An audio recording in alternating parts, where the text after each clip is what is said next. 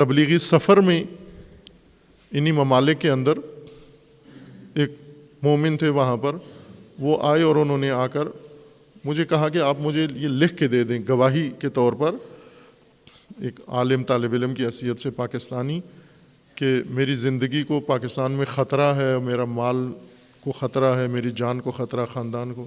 تو میں نے کہا آپ کو کیا خطرہ ہے بتائیں، مجھے تو معلوم نہیں۔ تو کہا کہ سر فلاں ہوا فلاں ہوا۔ تو میں نے کہا بھی آپ کا تو کچھ بھی نہیں ہوا، آپ کی تو دکان بھی سالم ہے، نہ کسی نے دکان جلائی ہے، نہ آپ پر کسی نے حملہ کیا ہے، کوئی آپ کے خاندان میں کوئی مقتول شہید ہے، کسی دھماکے میں کسی جگہ پر مار دیا ہو؟ نہیں ہے۔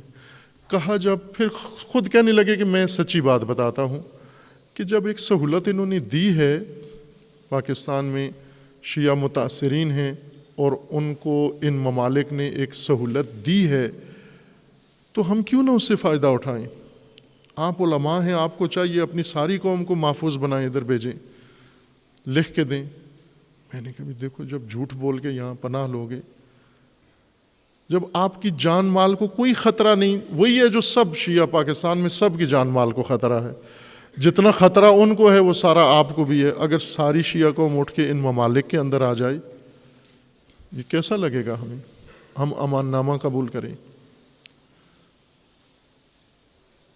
یہ سبق کربلا سے نہیں پڑھا، یہ کسی کرائے کے رینٹل کسی خطیب نے بتا دیا ہمیں کہ اس طرح بھی ہو سکتا ہے، امان نامے بھی لیے جا سکتے ہیں، انہی ستمگروں کی طرف سے امان نامے لیے جا سکتے ہیں۔ آپ کا ملک ہے، آپ کی مملکت ہے، ناامن ہے، تشیع کے ساتھ دشمنی ہے، سب کچھ ہے، لیکن اسی میں آپ نے اس کو سامنا کرنا ہے، اسی میں آپ نے استقامت دکھانی ہے، اسی میں آپ نے اپنے مکتب و مذہب کے اوپر قائم رہنا ہے، اسی میں آپ نے ایک دوسرے کا سہارا بننا ہے، ایک دوسرے کا ساتھی بننا ہے۔ امان ناموں سے نجات ملے گی ہمیں، نہ حمیت جاہلیہ۔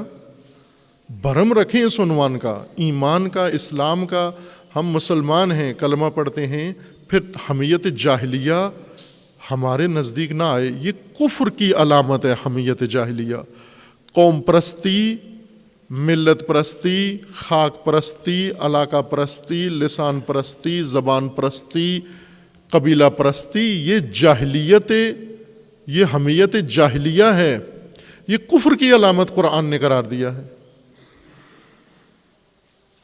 ایمان کی علامت تقویٰ ہے۔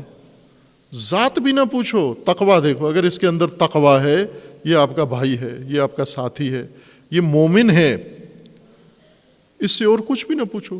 رسول اللہ پوچھتے تھے بلال سے ذات کیا ہے تیری، سلمان فارسی سے پوچھا ذات کیا ہے تیری، مقداد سے پوچھا ذات کیا ہے تیری، کمبر سے پوچھا ذات کیا ہے تیری۔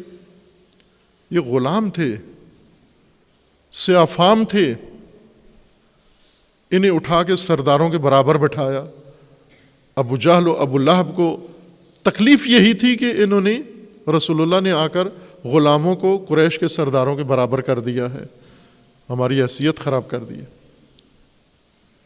اسی بات پہ دشمنی کی ساری، چونکہ انہوں نے حمیت جاہلیہ، نظام جاہلیت قائم کیا تھا، رسول اللہ نے نظام تقویٰ آ کر قائم کیا۔ نظام تقویٰ میں ذات نہیں پوچھی جاتی، زبان نہیں پوچھی جاتی، علاقہ نہیں پوچھا جاتا، دیکھا جاتا۔ ان اکرمکم عند اللہ اتقاکم، کرم و شرف و کرامت و شرف و شرافت تقویٰ کی بنیاد پر ہے۔ سادہ لیا ہے تقویٰ کو ہم نے، بہت سادہ اور بے معنی کر کے لیا ہے، اور یہی